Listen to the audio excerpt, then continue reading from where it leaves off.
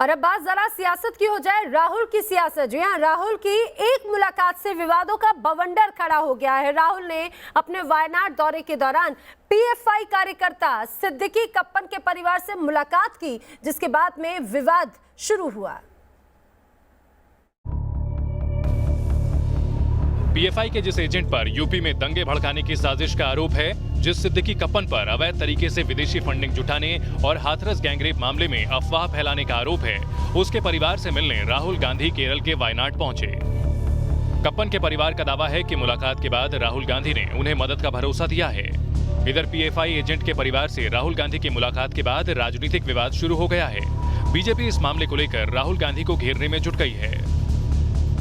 देखिए, राहुल गांधी अपने क्षेत्र में जाकर पीएफआई से जो लिंक व्यक्ति है उसको मदद की घोषणा कर रहे हैं। क्या जो देश के खिलाफ काम करने वाले लोग हैं उनकी मदद करना कांग्रेस अपना फर्ज समझती है, अपना धर्म समझती है? वायनाड के रहने वाले पीएफआई एजेंट सिद्दीकी कप्पन पर कई गंभीर आरोप लगे हैं। सिद्दीकी को यूपी पुलिस ने गिरफ्तार किया था। उसे 3 लोगों के साथ गिरफ्तार किया गया था। मथुरा से हाथरस जाते वक्त कप्पन अरेस्ट हुआ था। आतंकवाद रोधी कानून के तहत उसकी गिरफ्तारी हुई है। 6 अक्टूबर को गिरफ्तारी के बाद 7 अक्टूबर को पीएफआई एजेंट सिद्दीकी कप्पन को 14 दिन की न्यायिक हिरासत में भेज दिया गया था।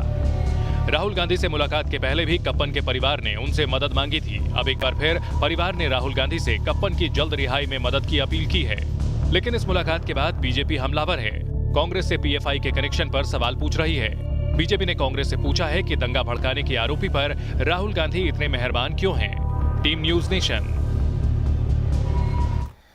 अब खबर फ्रांस की, जहां पर कार्टून को लेकर फिर से बवाल मच गया। यहां पर एक टीचर की हत्या कर दी गई। इसके खिलाफ भारी आक्रोश है।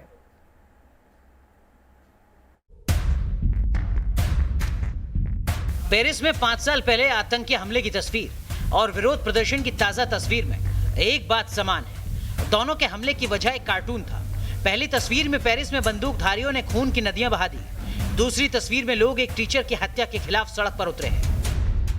फ्रांस में जो कुछ हुआ उससे एक बार फिर पेरिस के लोगों को 5 साल पहले का वो मंजर याद आ गया। 5 साल पहले अपनी उदारता और अभिव्यक्ति की आजादी पर नाज करने वाले शहर को आतंकियों ने कभी न भरने वाला जख्म दिया था। फिर फ्रांस में वही आक्रोश नजर आ रहा है जो 5 साल पहले दिखाई दिया था। 2015 में हुए हमले में 130 लोगों की मौत हो गई थी। इस बार फिर एक टीचर की मौत हुई, लेकिन इसका जख्म बहुत गहरा है। फ्रांस में एक टीचर की हत्या के जरिए फिर इसके उदार समाज को चुनौती दी गई है। मारे गए टीचर का नाम सैमुअल पैटी है।